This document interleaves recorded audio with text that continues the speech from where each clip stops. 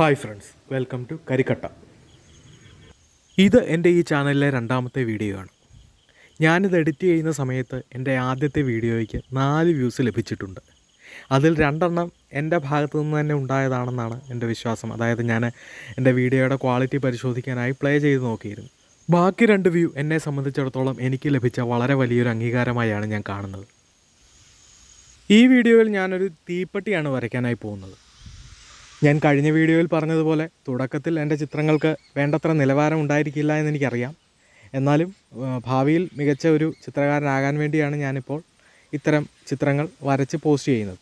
ChatGPTയുടെ നിർദ്ദേശപ്രകാരം കൺസിസ്റ്റൻസി ഉണ്ടാകുന്നതിനും അതേപോലെ കാണികളുടെ അഭിപ്രായങ്ങൾ സ്വീകരിക്കുന്നതിനും വേണ്ടിയാണ് ഞാൻ ഇത്തരം വീഡിയോകൾ പോസ്റ്റ് ചെയ്യുന്നതെന്ന് മുൻ വീഡിയോയിൽ പറഞ്ഞിട്ടുള്ളത് ഓർക്കുമല്ലോ.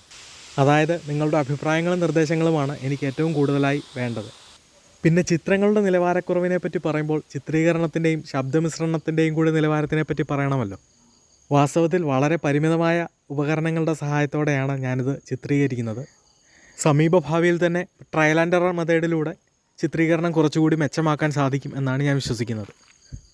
അതേപോലെ ഞാൻ എഡിറ്റിങ്ങിനായി ഉപയോഗിക്കുന്നത് കൈൻമാസ്റ്റർ എന്ന മൊബൈൽ ആപ്ലിക്കേഷൻ്റെ സൗജന്യമായ പതിപ്പാണ്. ഈ ആപ്ലിക്കേഷൻ്റെയും വിവിധ ടൂളുകളെ ഞാൻ പരിചയപ്പെട്ട് വരുന്നതേ ഉള്ളൂ. കൂടുതൽ പരിചയപ്പെടുന്ന മുറയ്ക്ക് വീഡിയോയുടെ എഡിറ്റിങ്ങും കൂടുതൽ മെച്ചപ്പെടുത്താൻ സാധിക്കും എന്നാണ് ഞാൻ വിശ്വസിക്കുന്നത്. നിലവിൽ ഞാൻ വീഡിയോ ചിത്രീകരിക്കുന്നതും അതിന് ശബ്ദം കൊടുക്കുന്നതും വ്യത്യസ്ത സമയങ്ങളിലാണ്.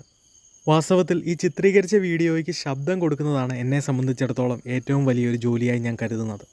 എന്തായാലും ഏതാനും വീഡിയോകൾ ചെയ്യുന്നതോടുകൂടി എൻ്റെ മേൽപ്പറഞ്ഞ സ്കില്ലുകളെല്ലാം മെച്ചപ്പെടും എന്ന് തന്നെയാണ് ഞാൻ അടിയുറച്ചു വിശ്വസിക്കുന്നത്.